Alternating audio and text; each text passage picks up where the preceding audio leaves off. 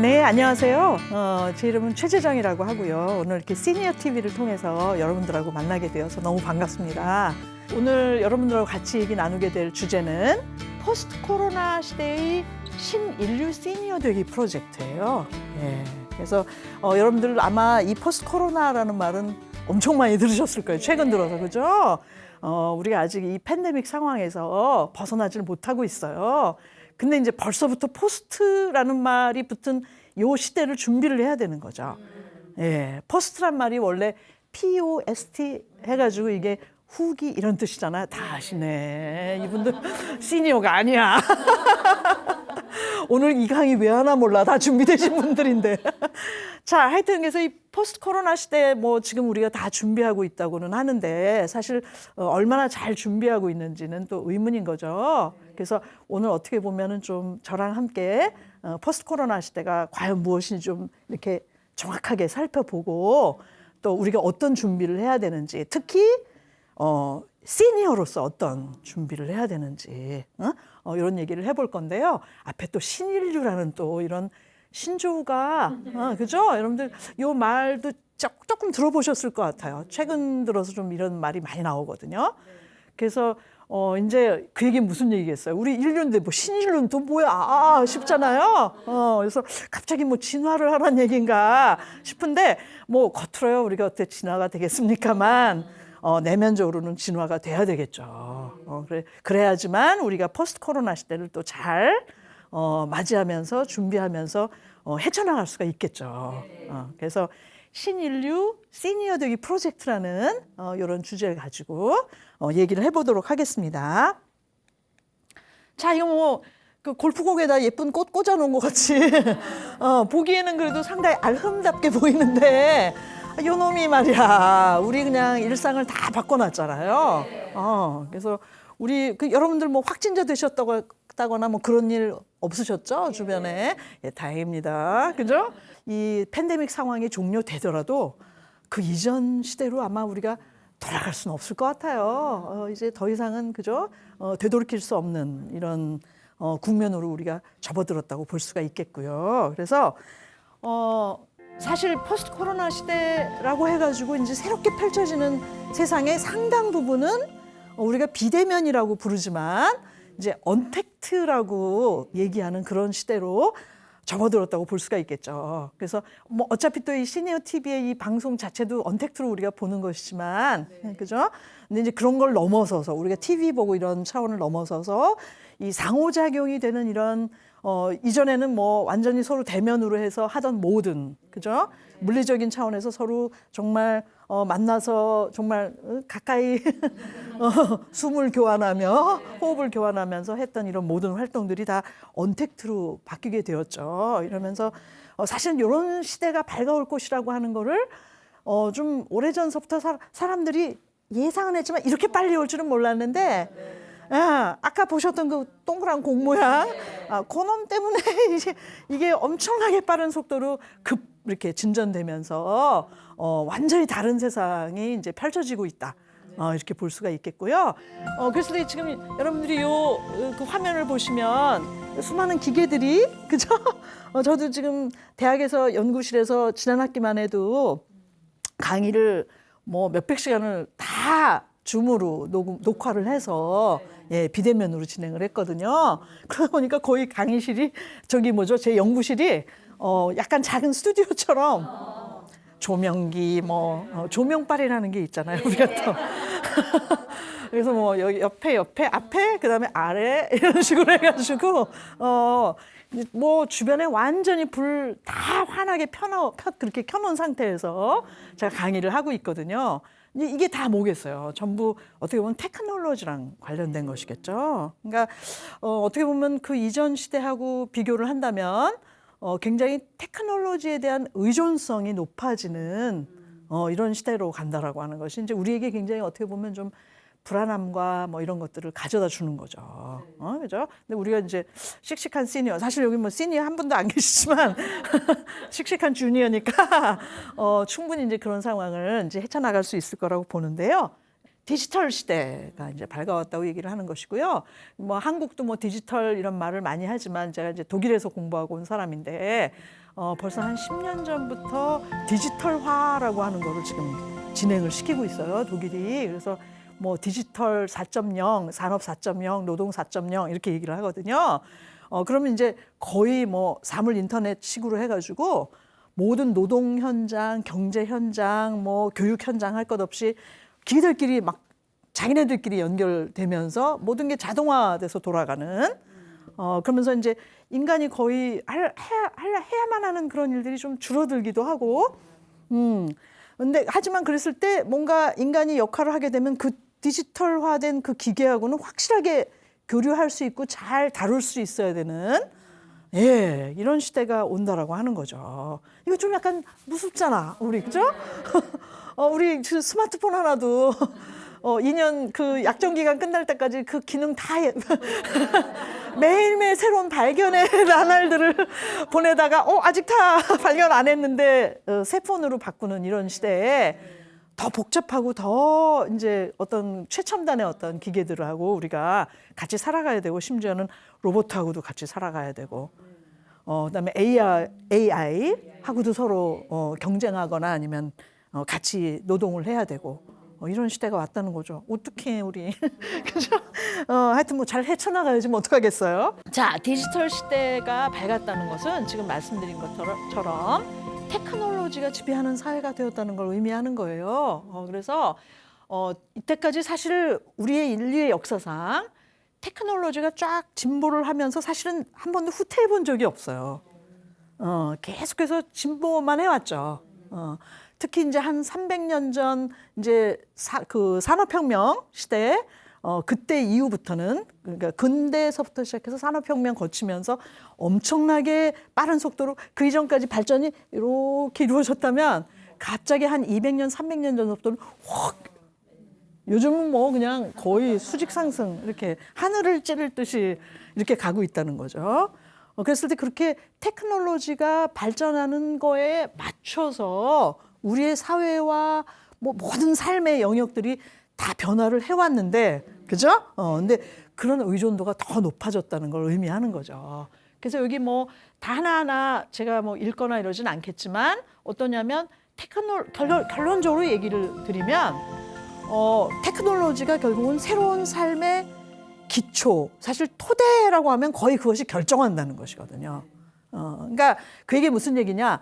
테크놀로지의 도움 없이는 우리가 거의 아무것도 할 수가 없게 되고 예컨대 테크놀로지로 인해서 펼쳐지는 세계가 이제 보통 가상현실로 많이 이루어지고 이러는데 그 세계를 모르게 되면 그냥 다른 사람들 다 그 세계에서 살고 있는데 그쵸?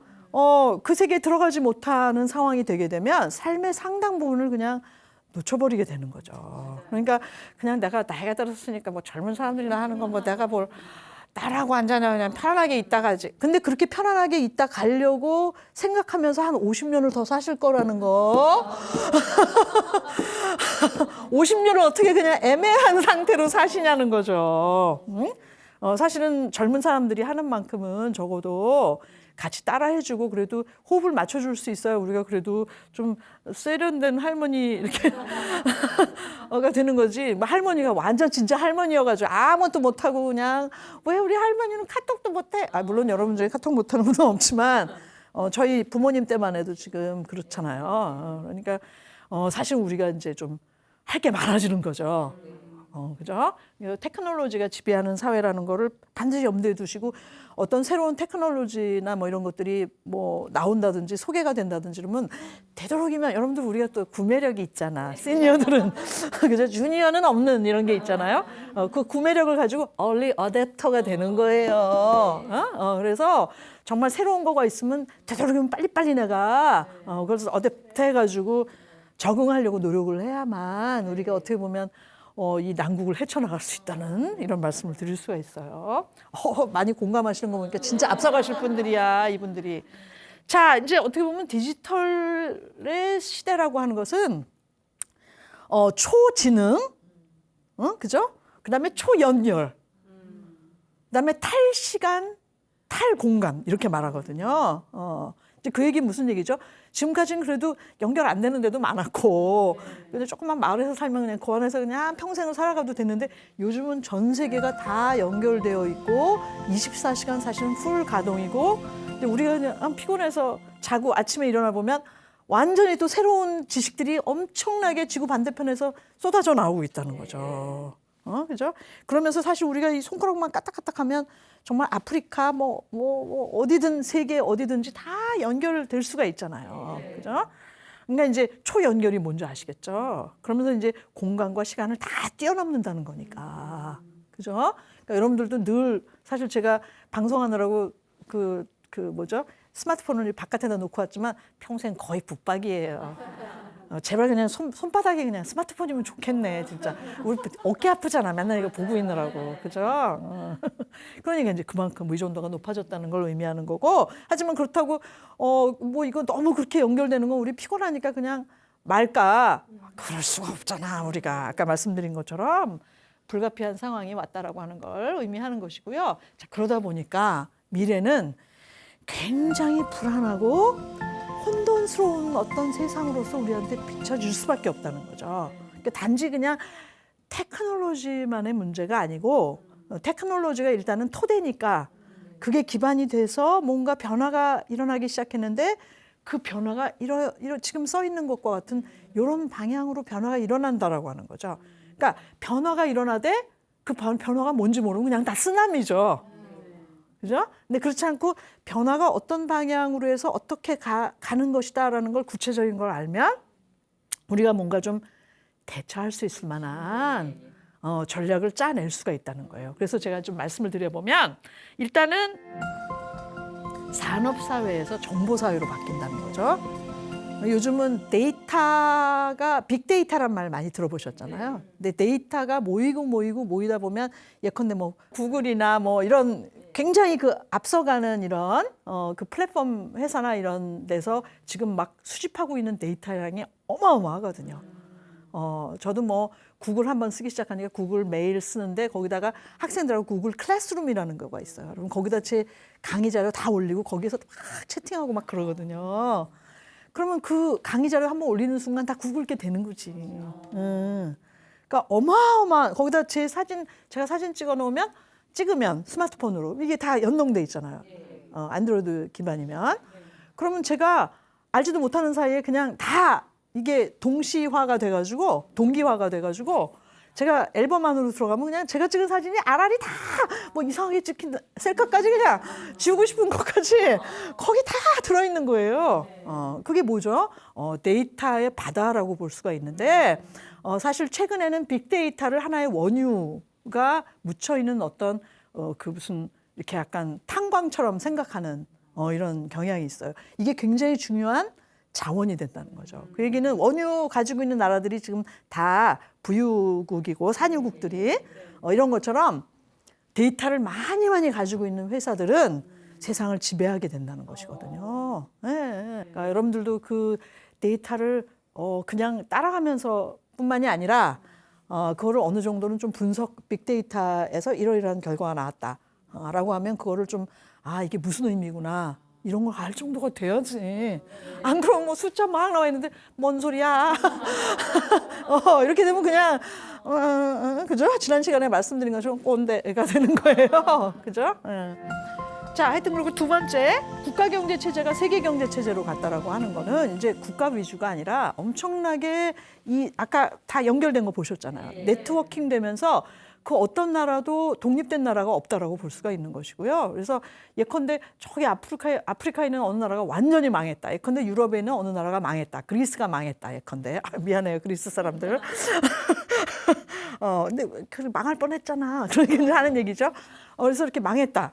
이러면 단지 그 나라가 망한 게 아니라 우리한테까지 그 영향이 미치기 때문에 잘 살 수 있도록 도와줘야 되는. 그렇죠? 네. 그리스 도와줘야 되겠네, 우리. 그죠? 우리 오늘 좀 계좌를 좀 붙여볼까? 카카오뱅크로 해가지고.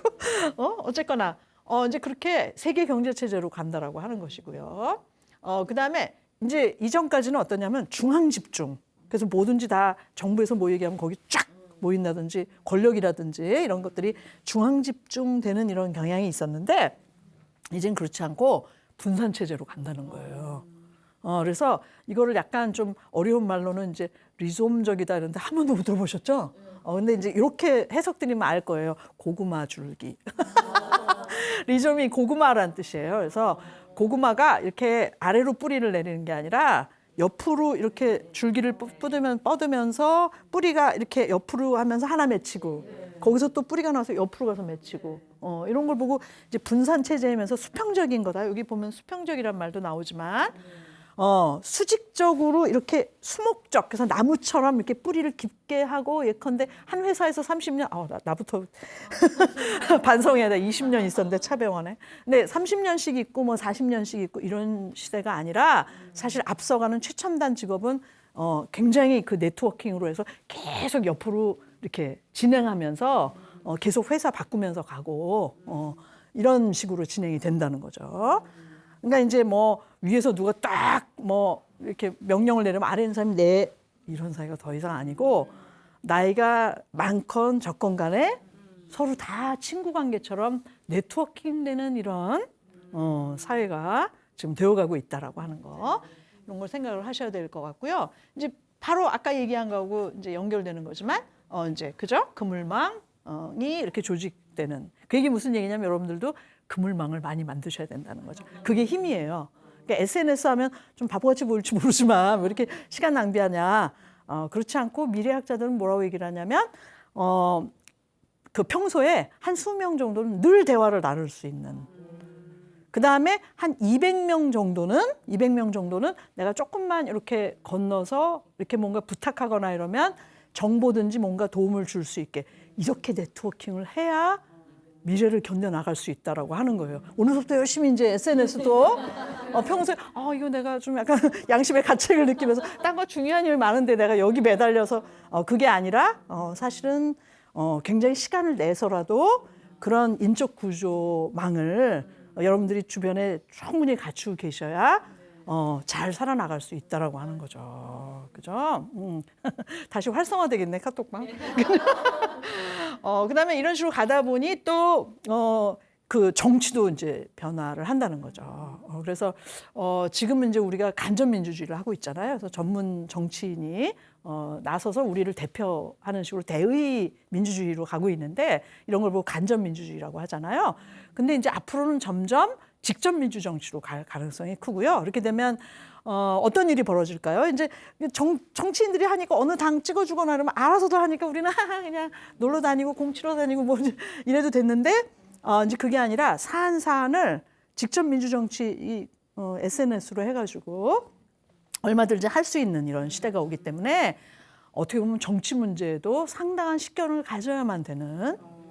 네, 그죠? 신문도 많이 보셔야 되겠네, 그죠? 이상한 너튜브 이런 거 보지 마시고 너무 그런 거에 의해서 좀 오염돼 있죠, 요즘. 자, 그 다음에 옛날에는 흑백 논리가 그래도 어느 정도 통용이 됐어요.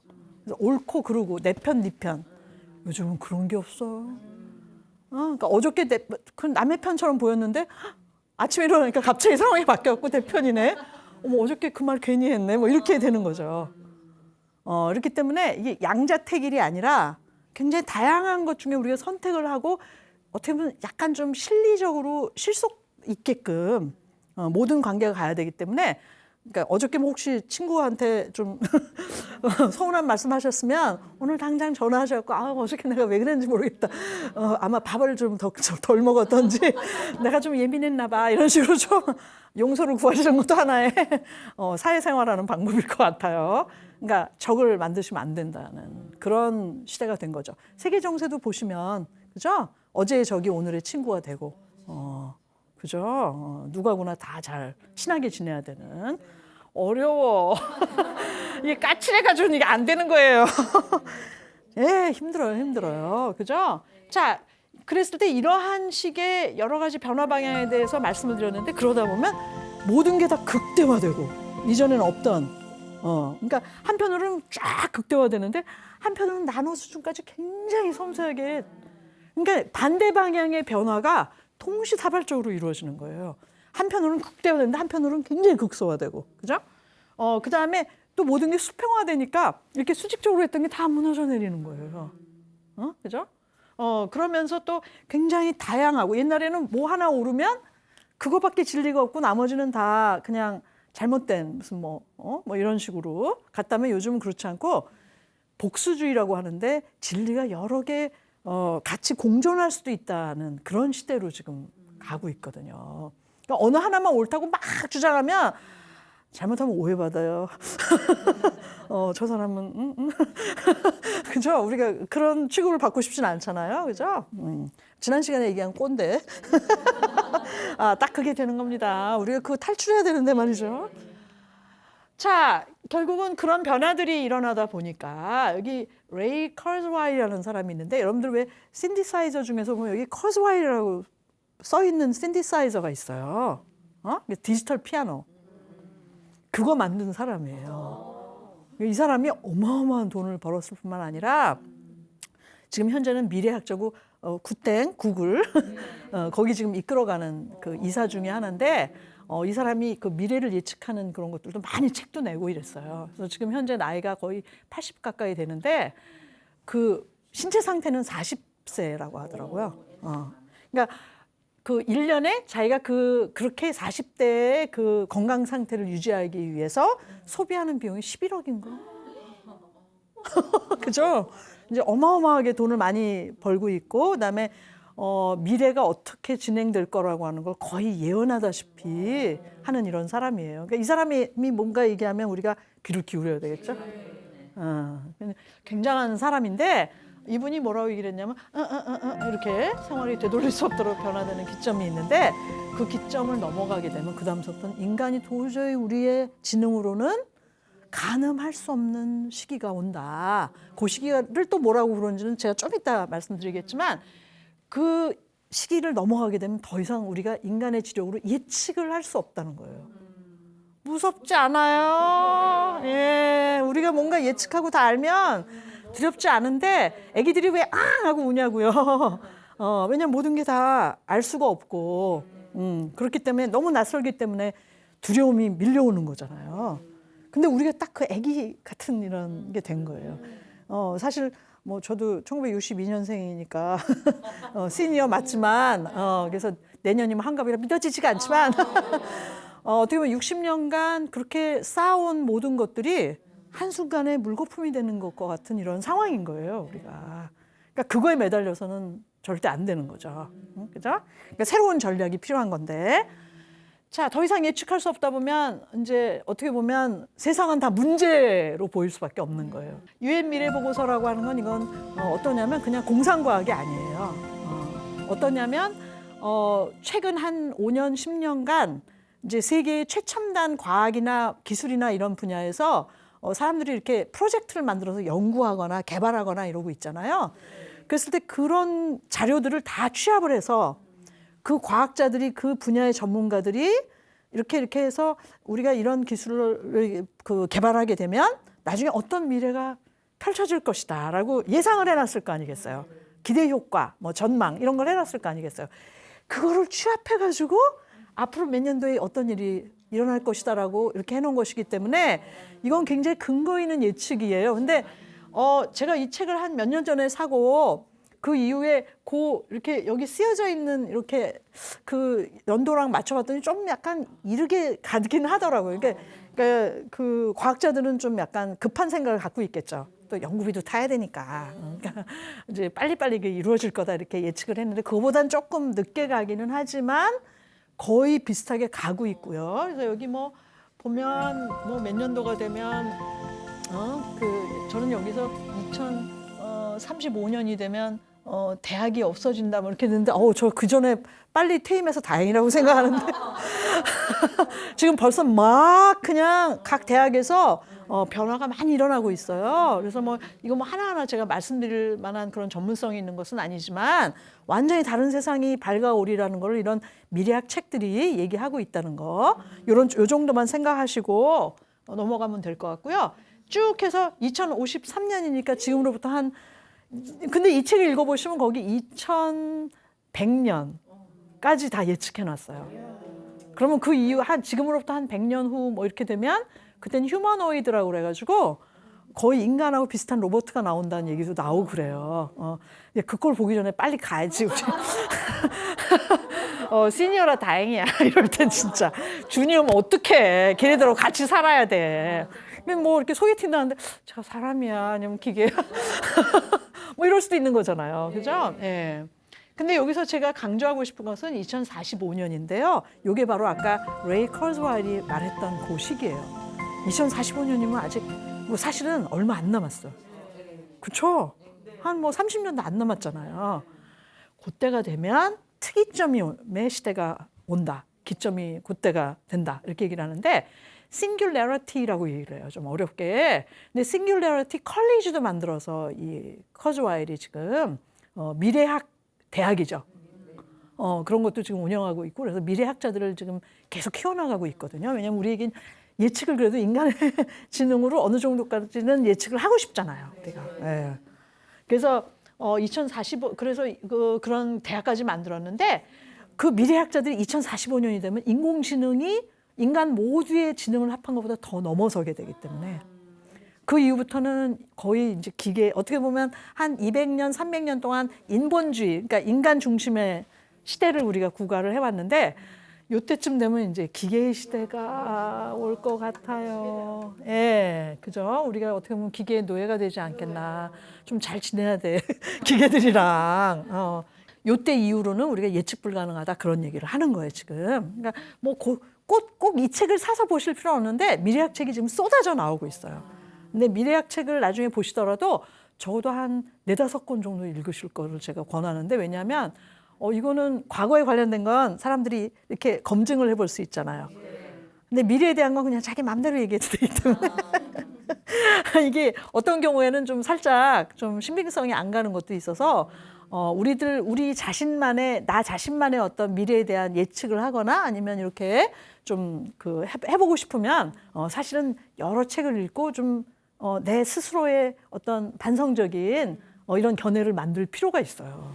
이제 보셔야 되는데요. 21세기 기술이라는 거를 지금 여러 그 세계 기구들에서 밝히고 있어요. 이런 걸 정리해서 지금 이렇게 공표를 하고 있어요. 그러니까 21세기엔 이렇게 16가지 기술이 필요하다는 거예요. 우리 항상 뭐 학교 다닌다 이러면 국어, 영어, 수학 이렇게 생각하잖아요. 그게 아니야. 이게 큰일이야. 우리 이때까지 60년 동안 그렇게 참 제 얘기예요. 여러분들 주니어니까 60년이 안 됐겠지만 60년에 걸쳐서 무슨 뭐 국어, 수학 이런 식으로 계속 공부하고 그렇게 세상을 살아오면서 미래를 준비해왔던 사람들인데 우리는 21세기를 살아가기 위해서는 이런 기술이 16가지가 필요한데 그런 과목은 하나도 없어요. 예, 그래서 특히 여기 보면 이제 기본 핵심적인 어떤 기술이다 이렇게 돼 있는 걸 보면 뭐 문해 능력, 수해 능력 이렇게 돼 있는데 그걸 약간 좀 국어 수학이라고 생각할 수도 있겠지만 이제 거기에 보면 뭐 ICT랑 관련된 또 문해 능력이 있어야 된다 이런 식으로 얘기를 하는 거니까 예컨대 뭐 기계치나 문맹이나 이래서는 안 된다는 거예요. 그러니까 이제 핵심 기술로 생각을 하는 거지 꼭 무슨 과목으로 생각하는 게 아닌 거예요. 이제 근데 그거는 그래도 그나마 우리가 이때까지 가지고 있는 교육 제도로 커버가 가능해요. 맨 왼쪽에 있는 건. 근데 제가 빨간 줄하고 파란 걸로 박스를 해놨잖아. 이거는 옛날에는 굉장히 부수적인 걸로 생각되던 부분들인 거예요. 이게 중요하다고 지금 난리 하는 겁니다. 유네스코니 뭐니 이런 데서 특히 가운데 있는 걸 보고 미래 역량 4C라고 해가지고 다 C로 시작이 돼요. 그래서 뭐 critical thinking, 그다음에 creativity 뭐 이런 식으로 communication 뭐 이런 식이거든요. 그러니까 결국은 그랬을 때 뭐 communication, 의사소통 이거 뭐 과목이 없잖아. 그죠? 근데 오히려 문해 능력 뭐 이런 건 당연히 다 갖춰야 되는 거고 왼쪽에 있는 것은 역량이 없으면 살아나갈 수가 없다는 거고 결국은 지금 현재도 그래요. 왜냐하면 공부 잘하지만 나중에 직장에 들어가서 뭐 가지고 차이가 나겠어요. 학교 성적 가지고 차이가 나지가 않아요. 결국은 이 역량이 뛰어난 사람들이 위로 올라가게 돼 있고 그렇다는 거죠. 계속 발전할 수밖에 없고. 뭔지 아시겠죠? 거기다 맨 오른쪽 거 이거 그냥 성질 안 좋아도 돼. 공만 잘하면 모든 게 다 해결된단다. 옛날엔 그랬다는 거죠. 그러다 보니까 전문가 중에 좀 성질 안 좋은 사람이 많아. 그게 왜 그렇겠어요? 인성교육을 제대로 안 했다라고 하는 건데 오른쪽에 보시면 거긴 다 인성과 관련된 거예요. 근데 그럼 인성, 착한 사람은 호구 아닌가? 이렇게 생각하기 쉽잖아요. 그건 굉장히 짧게 생각하는 거고 인성이 제일 중요합니다. 사실 직장 생활이나 저도 대학에서 일하면서 조직 생활을 하지만 그래서 모든 철천지 원수는 직장에서 만난다고 하더라고. 직장이나 가정에서 만난다고 하더라고요. 모든 철천지 원수는. 뭐 그러기는 해도 그 안에서 내 정도를 걸으면서 그렇게 했기 때문에 그래도 좀 인문과학자로서 그 차병원, 그죠? 그런 의사 선생님들하고 같이 20년을 그렇게 잘 버텼다라는 말을 하면 조금 슬프긴 하지만 그래도 잘 지낼 수 있었던 거 아닐까요? 그죠? 안 그러면 뭐 벌써 딴 데 가 있겠지. 그죠? 관자로나 차병원에 갔겠죠. 자, 그 다음에 이제, 그렇다면 이제 우리가 신인류 시니어로 이제 어떻게 보면은 거듭나야 되겠어요. 그죠? 그러기 위해서는 뭐 진짜 영어, 수학, 뭐 예컨대 뭐 필라테스 뭐 이런 게 아니야. 그죠? 우리 그렇게 생각하기 쉬워요. 다 능력으로 표현이 돼요. 그래서 이전에는 이거 애매해서 이게 뭔가 싶었던 거를 지금 다 교육 목표를 잡고 있어요.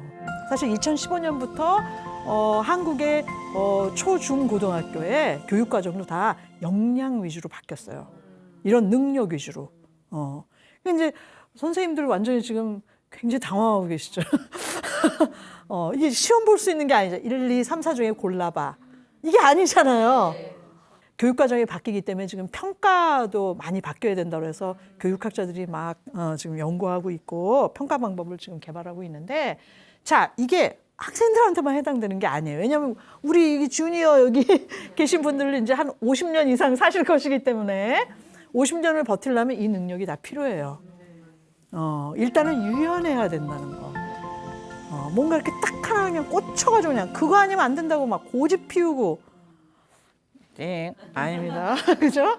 그다음에 소통을 잘해야 되는데 이거 지난 시간에 꼰대에서도 나왔지만 소통이 답이거든요. 결국 이제 말투 이런 건데 말투가 이렇게 그냥 겉으로만 속으로는 아닌데 이러지만 안으로 겉으로 아니야 이게 아니라 안에 있는 모든 것들이 사실은 그 소통하기 위해서 쓰는 언어에 다 녹아들어 있고 스며들어서 다 얼비쳐서 나오는 거잖아요. 그랬을 때 그 측면에서의 의사소통 능력. 이거는 뭐 사실 소통이라고 하면 진짜 물 흐르듯이 나와 상대방 간의 생각이 거의 이렇게 이렇게 화합으로 갈 수 있을 정도까지 서로 공감하면서 가야 되는 건데 그거 하는 거 쉽지 않아요. 특히 나이 들수록. 그죠? 우리 솔직히 인정합시다. 그죠? 그냥 내가 한 30년 그렇게 생각해왔는데 이제 내가 널 만났다고 갑자기 바꾸랴? 이런 식으로 생각하면 소통에서 완전히 빵점이라는 거 아시겠죠? 그다음에 미디어 활용. 이건 뭐 테크놀로지 우리 당연히 해야 되고 아까 기계치가 절대 돼서는 안 된다. ICT랑 관련된 문해력이 반드시 있어야 된다. 이랬죠. 이거 반드시 필요한. 요즘 학교에서 초, 중, 고등학교에서 저 ICT 기계 가지고 하는 수업이 거의 대부분이기 때문에 그리고 뭐 독일처럼 정말 디지털 뭐 4.0, 산업 4.0, 노동 4.0 이렇게 계속 추진해온 나라에서는 거의 2025년이 되면 모든 학교에 있는 전국에 있는 모든 학교에 있는 학생들이 다 하나 그 디바이스를 가지고 공부하고 페이퍼리스하게 뭐 종이로 내고 뭐 출력해서 내고 이런 거 없이 다 이 디바이스 하나로 다 해결되게끔 가겠다는 목표를 갖고 있거든요. 애들 다 그런데 우리 뭐 내가 손편지 물론 손편지는 굉장히 감성 가득한 이런 것이긴 하지만 안만 그래도 저 메모지 좀 줘봐 뭐 이거 아니야 요새 아시겠죠? 딱 스마트폰 비고 딱 메모장 해고 뭐라고 이렇게 칠 수 있어야 된다는 거죠. 그 다음에 뭐 창의성. 왜냐하면 매뉴얼대로 되는 사회가 아니에요. 더 이상은. 우리가 사실 한 60쯤 되면 60년 동안 매뉴얼을 쫙 모아놓은 거나 마찬가지거든요. 근데 그 매뉴얼대로 안 펼쳐지는데 어떻게 해. 미래가 예측 불가능이라는데. 그 얘기는 어떤 상황이 오건 그 상황에서 새로운 방법을 만들어낼 수 있어야 돼요. 예컨대 이렇게 딱 생겼는데 이거 물론 이제 이렇게 이거 파워포인트 하는 거지만 예컨대 아주 급한 상황이 뭐 이렇게 닥쳐오면 이거 가지고 뭐 망치로도 쓸 수 있고. 그러니까 용도 변경도 사실은 그 창의성에 속하는 거거든요. 같은 거라도 그거를 완전히 다른 발상으로 활용할 수 있는 것도 창의성에 속해요. 이번에 그 K 방영에서 가장 유명했던 드라이브 스루 그 검사 있잖아요. 그거 아주 뭐 독일 사람들이 너무너무 한국 사람들 어쩜 이렇게 창의적이냐고 막 칭찬을 하는 거죠. 독일 사람들이 좀 부족한 게 그 창의력이네. 근데 우리는 그냥 팽팽 돌아가잖아요, 머리가. 그래서 어떻게 그걸 할 수 있지? 이런 거지만 한국 사람들이 잘하는데 그거 계속 돌리세요. 여러분들 한국인이니까 당연히 창의성이 있지만 계속 돌리면서 정말 유연하게 가야 된다는 걸 말하는 거고요. 그 다음에 핵심 능력 5번째. 뭐든지 팀으로 가야 돼, 이제. 왜냐하면 문제를 나 혼자 할 거야. 난 진짜 능력 있거든. 아니, 문제 자체가 복합적인데 그걸 나 혼자 어떻게 다 풀어요. 그 문제는 여러 가지 국면이 있단 말이에요. 그러면 그 문제 하나를 풀기 위해서는 다양한 전문가들이 모여야 되는데 나 혼자서 그걸 할 수가 없는 거라서 요즘은 그 토론 면접 아까 말씀드렸지만 그걸 하는 이유가 애들이 팀워크 능력을 발휘할 수 있는지를 보기 위한 거예요. 그러니까 옛날에는 혼자서 그냥 골방에서 그냥 공만 열심히 하면 다 성공하는 것처럼 생각했지만 요즘은 100% 실패하게 돼 있어요. 그 사람은 직장 생활을 가면 직장 생활을 하는 그 시대가 되면 구석에 처박히는 거예요. 왕따 당할 수도 있고 그냥 자기 그냥 그 안에서 그냥 이러고 있는 거죠. 사실은 팀워크 할 수 있는 사람들은 굉장히 힘이 커지는 거예요. 아까 SNS가 가질 수 있는 어떤 그런 수평적인 네트워크가 엄청난 사회 자본이 될 수 있다. 이런 말씀 드렸는데 그러는 것하고 관련되는 거죠. 그러니까 팀워크 능력 진짜 중요하다는 거. 혼자 독불장군 아니라는 거. 이렇게 생각하셔야 되겠고요. 그다음에 갈등하고 위기 상황이 수도 없이 이제 닥쳐올 것이기 때문에 그거를 해결할 수 있는 능력이 있어야 된다라고 하는 건데 너무 짜네 우리. 도대체 무슨 일이 벌어질 건데 우리한테 이런 능력을 요구하냐고요. 좀 편안하게 살고 싶은데 시니어는 좀 편안해야 되는 거 아니에요? 그죠? 근데 그게 아니라 시니어도 신인류로 다시 탄생해야 돼. 물론 저도 내년에 한갑이라 다시 탄생해야 되긴 하지만 그게 아니잖아. 근데 정말 영세가 됐다고 생각을 하고 다 새롭게 배우고 그래야 된다는 얘기인 거죠. 그다음에 이렇게 갈등이나 위기나 아니면 문제를 풀기 위해서는 일단 기획력이 있어야 돼요. 그러니까 그냥 누가 와서 해주겠지. 전화하면 누가 와서 이렇게 다 해결해주고 가겠지. 없어요. 어떤 경우에는 뭐 재난 영화를 제가 너무 많이 봤습니다만 그러니까 지구가 멸망하는데 나 혼자 살아남은 거야. 뭐 팀도 안 되고 어쩔 거야. 내가 다 계획 세워가지고 하나하나 만들어 나가야죠. 내가 저기라고 생각을 하고 정말 로빈슨 크루소라고 생각을 하고 진짜 해야 되는 거죠. 그러기 위해서는 또 자기 관리가 굉장히 중요해서 되게 기획력이 좋은 사람들이 또 위로 올라가거든요. 직장이나 모든 그 사회에서도. 근데 기획력이 좋은 사람들이 되게 뭘 잘하는 사람이냐면 자기 관리를 잘하는 사람들이에요. 그러니까 자기 관리를 평소에 꾸준히 하는 사람은 이게 소위 이제 약간 어려운 말로 메타인지라고 하는데 그게 있어가지고 잘 발달돼 있어. 앞쪽내에 있는 거거든요. 30대 이후부터 굉장히 발달하는 게 이게 앞쪽내 전두엽에서 이제 그 기획력이나 자기 관리 능력이 나오는데 이게 발달할수록 뭐 윤리성이나 이런 것도 도덕심이나 이런 것도 강하고 소위 정말 인간다워지는 거죠. 근데 그거가 굉장히 발달된 사람들이 자기 관리를 잘하고 자아 반성, 자아 성찰 이런 걸 잘하고 자아 성찰 잘하면 뭘 잘할까요? 거울을 보듯이 거울 보면 뭐 잘못된 거 고쳐 입듯이 자기를 고치면서 계속 발전을 할 수가 있는 거죠. 그렇기 때문에 근데 그 자기 관리를 잘하는 사람들이 결국은 다른 사람 관리도 잘하거든. 무슨 문제가 있거나 이랬을 때 너는 이 일을 어떻게 해야 돼 이런 것이 가능해지기 때문에 뭐 앞으로 나서가지고 뭐 내가 할게 뭐 이렇게 나서는 학생들이 나중에 리더가 될 것 같죠? 그렇지 않다는 거예요.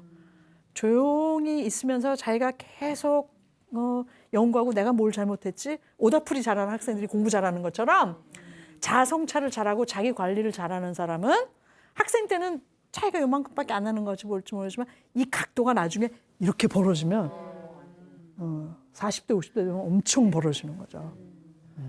그죠? 지금도 늦지 않았어요. 앞으로 50년. 지금부터 차이를 만들어 나가면 돼요. 그 다음에 이제 저는 8번째 이걸 볼 때마다 한숨을, 참, 도대체 무슨 일이 벌어질 건데. 스트레스 저항력을 갖추라는 거야. 근데 이게 굉장히 중요하다고 최근 들어서 얘기가 이제 나오고 있는 거죠. 옛날에 그냥 개인이 알아서 이렇게 처리하는 걸로 생각됐지 우리가 꼭 갖춰야 되는 무슨 어떤 이렇게 별도의 능력으로 생각이 안 됐는데 요새는 학교에서도 스트레스 저항력을 가르쳐야 된다. 이게 사실 제가 독일 자료에서 가져온 건데 학생들한테 이게 다 있어야 된다고 얘기하는 건데 시니어 우리도 0세부터 시작하는 거니까 마찬가지예요. 스트레스 저항력. 이게 있어야 이걸 우리는 최근 들어서는 뭐라고 많이 얘기하냐면 회복 탄력성. 네. 회복 탄력성이 반드시 있어야 되는데 그러려면 평소에 그 뭐랄까 내가 메인으로 하거나 아니면 굉장히 골치 아픈 일들이 있잖아요. 의무로 해야 되는 일. 이거 말고 다른 이것으로부터 완전히 빠져나와서 몰입할 수 있는 플로우라고 보통 말하는데 그 뭐 칙센트미하이 아주 이름 이상하죠. 이런 심리학자가 플로우라고 하는 개념을 얘기를 했는데 그게 몰입이거든요. 몰입. 그러니까 이 골치 아픈 여기에서 나를 쫙 빼트려 나와서 이렇게 끄집어내가지고 이렇게 집어넣어서 그 안에서 완전히 쉬면서 거기에 몰입할 수 있는 거를 많이 만들어놔야 다시 이쪽 그 골치 아픈 걸로 돌아갈 때 완전히 힐링돼서 들어가는 거죠. 에너지를 얻어서. 그럼 요쪽에 있는 게 뭘까요? 골치 아프지 않은 일이 아닌 어떤 거잖아요. 그게 이제 취미, 예술 분야, 그게 운동이 될 수도 있고 독서가 될 수도 있고 하여간 이것하고는 완전히 분리된 그래서 완전히 다른 세계로 가서 쉬다가 다시 와서 막 소위 이제 리셋을 시킬 수 있도록 하는 에너지 어떻게 보면 이게 그 충전기 비슷한 게 되는 거죠. 그 부분을 반드시 만드셔야 되고 이렇게 뭐 보면 그 좀 제일 불쌍한 사람이 이렇게 일하다 과로사로 탁 그런 사람들 많잖아요. 그게 왜 그러냐? 우리 옛날에 하면 된다 이래가지고 막 그냥 아침부터 저녁까지 뭐 5시간 이상 자면 뭐 대학 떨어지고 이상한 말도 안 되는 인간의 몸에 대해서 전혀 모르는 사람들이 만들어 놓은 그 표에 우리가 어떻게 보면 좀 너무 휘둘려가지고 일도 그렇게 한단 말이에요. 이러다 보면 반드시 일찍 끝나게 돼 있죠. 뭐 제가 60년 살았으니 먼저 가신 분들 많아요. 제 친구들 중에도 꽤 있어요. 근데 그런 사람들 보면 너무 회사에서 원하는 거를 하다가 영업하고 이러면서 술 너무 많이 마시고 이러다가 몸이 망가지거나 너무 일에 몰두하다가 그냥 갑자기 급사한 그런 경우도 있고 뭐 암이 생기죠. 요즘 뭐 스트레스 많이 쌓이면 젊은 애들은 이거 암 유발적이야 오늘. 아주 정확하게 병명까지 얘기하더라고. 이건 좀 너무 염증적이야 뭐 이런 식으로. 근데 염증이 이제 발전해서 나중에 암도 되고 이러는 거니까 암적인 그런 상황을 만들지 말아야 되는 거죠. 근데 그걸 피하는 방법을 몰랐던 거예요. 우리 전 세대는. 어떻게 보면 우리도 그런 세대에 속해요. 옆에 있는 사람 이제 꺼진 불도 다시 보자. 혹시 그렇게 사는 사람 있으면 정신 차려 얘야. 너 이게 있어야 돼. 8번째 능력. 이렇게 말씀해 주셔야 되고 스스로도 그렇게 챙기셔야 된다는 거. 네, 그래서 우리가 이제 신인류 시니어가 되기 위해서는 이제 미래를 위해서 이제 좀 준비를 해야 되는데 기초적으로 3가지가 필요하다는 거예요. 자, 첫 번째가 뭐냐? 교육입니다. 뭐 제가 교육학자라 얘기하는 게 아니에요, 이게. 그러니까 미래를 위해서는 무엇이든지 계속 배워나가야 된다는 거죠. 왜냐하면 지식이 다 유통기한이 있어가지고 굉장히 빠르게 다 폐기 처분되는 거예요. 그게 매달리면 절대 안 된다라고 하는 것이고요. 그렇기 때문에 평생 교육을 한다라고 생각하시고 그렇게 계속 교육에 신경을 쓰셔야 된다는 거고 끝이 없어요, 공부가. 죽는 순간까지 우리가 공부해야 돼요. 좀 슬픈 얘기긴 하지만 사실 배우는 거는 그 자체로서 굉장히 즐거운 일이기 때문에 익숙해지시면 정말 재밌는 것만 공부하면 그보다 더 좋은 건 없죠. 두 번째는 뭐냐면 힘과 자신감을 가져야 된다네. 근데 이게 묘하게도 첫 번째하고 연결돼 있어요. 교육을 통해서 내 안에 뭔가 미래에 대비하기 위한 여러 가지 지식이나 이런 것들이 쌓이면 쌓일수록 힘이 늘어나고 부쩍부쩍 자신감도 늘어나게 되어 있거든요. 이거 없이는 그 어려운 시대를 우리가 헤쳐나갈 수가 없다는 거예요. 그죠? 이제 마지막으로 미래를 위한 기초 세 번째는 뭐냐면 미래지향적인 삶의 철학을 가져야 된다라고 하는 건데 어떻게 보면 좀 당연한 것처럼 생각될진 모르지만 사실은 또 우리가 평소에 실행으로 잘 옮기지 못하는 것들이에요. 그러니까 어떤 일이 닥치든지 간에 분명히 이제 일이 닥치면 부정적인 일이겠죠. 그죠? 긍정적인 일이면 그냥 기뻐하면 되는데 부정적인 일이 닥치게 되면 긍정적으로 항상 그 남은 물 한 반 컵을 생각을 해야 된다라고 하는 것이고요. 그다음에 다른 사람들이 이렇게 바라보는 누구나 다 바라보는 상식적인 거 말고 조금 다르게 생각을 해보는 거. 그러니까 뭐 영어를 쓴다면 out of the box, 박스에서 나와야 된다는 거예요. 그렇게 해야 되고 그다음 위험이 닥쳐와도 일단 감수하고 좀 쿨하게 그걸 받아들여야 된다는 거고 그것을 헤쳐나가는 데 있어서 뭐 이렇게 좀 어려우면 막 도망가고 이러면 안 되고 같이 팀으로 해결해야 되니까 항상 책임감을 가지고 끝까지 해결하려고 노력을 해야 된다라고 하는 거. 그다음에 타인하고 늘 협력해야 된다는 거. 아까 말씀드렸잖아요. 누구하고 척집은 절대 안 된다는 거. 평화만이 살 길이에요. 뭐 하나 터지면 다 죽잖아요, 우리가. 공멸의 길로 가는 거예요. 우리가 공멸이 아니라 공생으로 가야 되기 때문에, 그죠? 이렇게 해야 된다는 거죠.